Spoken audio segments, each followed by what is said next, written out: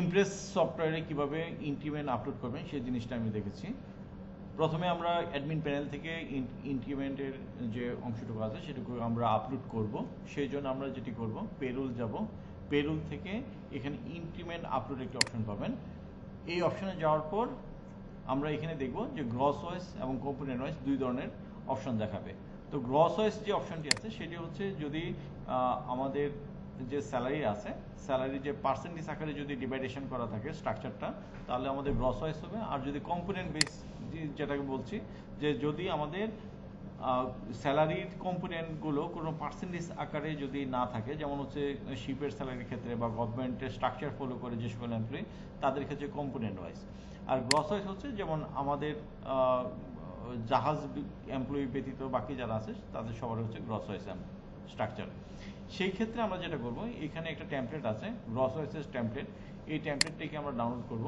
Download করার পর এখানে টেমপ্লেটটি যদি আমরা ওপেন করি, তাহলে দেখতে পাবো এখানে এখানে তিনটি ফিল্ড আছে। প্রথম ফিল্ড যেটি আছে সেটা হচ্ছে এখানে এমপ্লয়ি আইডি দেব, আর এখানে যে ইনক্রিমেন্টেড অ্যামাউন্টটুকু আমরা দেব, যে কোনো একজন এমপ্লয়ির স্যালারি হচ্ছে 10,000 টাকা, তার ইনক্রিমেন্ট হয়েছে 2,000 টাকা, সেই ক্ষেত্রে আমরা শুধু 2,000 এখানে এন্ট্রি দেব। আর ইফেক্টিভ ডেটের ক্ষেত্রে আমরা এখানে যে ডেট থেকে ইফেক্টিভ সেই ডেটটা আমরা এখানে, ফর এক্সাম্পল এখানে একজন এমপ্লয়ি 001245 এমপ্লয়ি আইডি, তার মোট স্যালারির উপর তার 2,000 টাকা ইনক্রিমেন্ট হয়েছে, সেক্ষেত্রে 2,000 টাকা এখানে দিব। তারপর হচ্ছে যে তারিখ থেকে ইফেক্টিভ হবে সেই তারিখটা আমরা এখানে ইনপুট করব। করার পর এটি সেভ রাখবো। সেভ রাখার পর যে কাজটা করতে হবে সেটি হচ্ছে এখান থেকে আমরা সিলেক্ট ফাইল করে ওই টেমপ্লেটটিকে দেখাবো।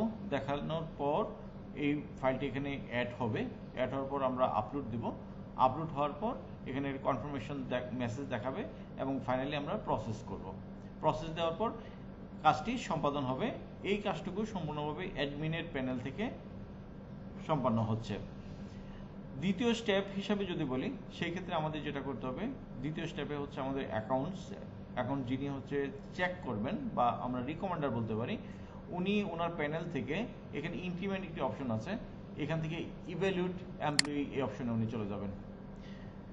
যাওয়ার পর এখানে উনি যেটা সিলেক্ট করবেন সেটা হচ্ছে পেন্ডিং ফর রিকমেন্ডেশন। এর অর্থ হচ্ছে যে অ্যাডমিনের কাছ থেকে যে কাজটি সম্পাদিত হলো, সেই সম্পাদিত কাজটি এই প্যানেলে এসে ওয়েট করবে রিকমেন্ডেশনের জন্য। এখানে প্যানেল যেটি আছে, প্যানেলের দুইটি ভাগ আছে। প্রথম অংশে দেখাবে সামারি, এখানে হচ্ছে পুরাতন যে স্যালারি স্ট্রাকচার ছিল সেই হিসেবে তার পরিমাণ, এবং হচ্ছে যদি ইনক্রিমেন্টটা অ্যাকশন ঘটানো হয় তাহলে তার পরিবর্তনের পরিমাণটা এখানে আসবে। এবং এই দুটো সামারি ভ্যালু আসবে আপনার গ্রিডে যে এমপ্লয়িগুলো আছে তাদের যোগফলের উপর ভিত্তি করে। এখানে যদি একজন এমপ্লয়ি হয় তাহলে একজনের সামারি দেখাবে, এখানে দুইজন এমপ্লয়ি হয় তাহলে দুইজনের সমন্বিত ইনক্রিমেন্টের পার্সেন্টেজ এবং তার ভ্যালুয়েশনটা এখানে দেখাবে। ধরলাম যে আপনি রিকমান্ডার হিসেবে আছেন, মানে চেকার হিসেবে আছেন, সেই ক্ষেত্রে আপনি যেটা করতে পারেন যে এই এমপ্লয়িটাকে সাপোজ আমি চেক করব। তো চেক করার ক্ষেত্রে আপনি এখানে ভিউ স্যালারি করতে পারেন। ভিউ স্যালারি করার পর এখান থেকে আপনি দেখতে পাবেন যে তার যে ইনক্রিমেন্টেড অ্যামাউন্টটা যেটি আছে, হ্যাঁ, এখানে তার আগের স্যালারি ছিল, যে স্যালারিটা ছিল সেই স্যালারি থেকে এখানে ইনক্রিমেন্ট ঘটানো হচ্ছে। ইনক্রিমেন্ট ঘটানোর পরে দেখা যাচ্ছে যে এখানে কত পার্সেন্ট চেঞ্জ হচ্ছে যে অফারটি আসছে।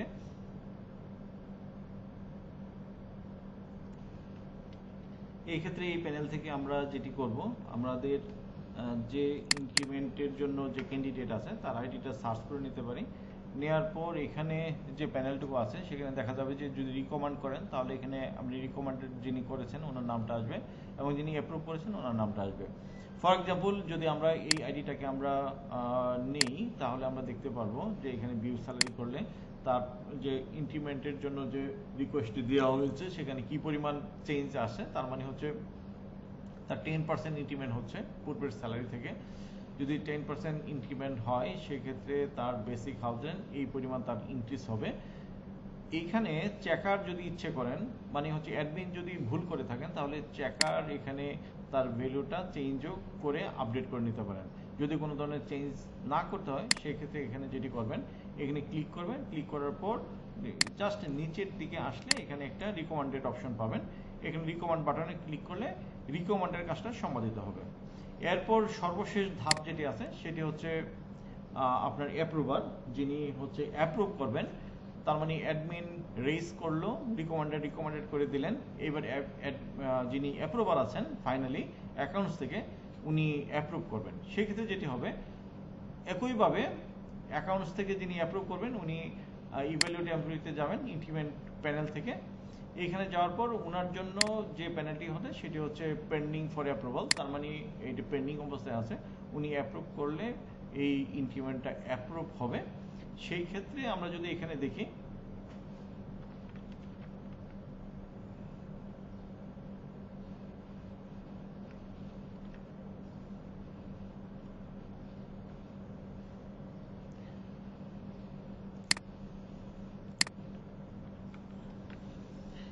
সেক্ষেত্রে অ্যাপ্রুভার যে কাজটি করবেন, এখানে হচ্ছে পেন্ডিং ফর অ্যাপ্রুভাল এই অপশনে যাবেন। যাওয়ার পর এখানে যদি কোনো আইডি থাকে তাহলে এখানে লিস্টে দেখাবে। দেখানোর পর একইভাবে ওই আইডিটাকে সিলেক্ট করার পর অ্যাপ্রুভে ক্লিক করবেন, তাহলে অ্যাপ্রুভ হয়ে যাবে। অ্যাপ্রুভ হওয়ার পর অ্যাপ্রুভারে আরও একটি কাজ সম্পাদন করতে হবে, সেটা হচ্ছে এখানে অ্যাপ্রুভ স্যালারিকে যে অ্যাপ্রুভ যেটি হলো সেইটা আবার এখানে ক্লিক করে মেক ইনক্রিমেন্ট দিতে হবে। মেক ইনক্রিমেন্ট দেওয়ার মাধ্যমে টোটাল ইনক্রিমেন্ট প্রসিডিউরটি সম্পাদিত হবে।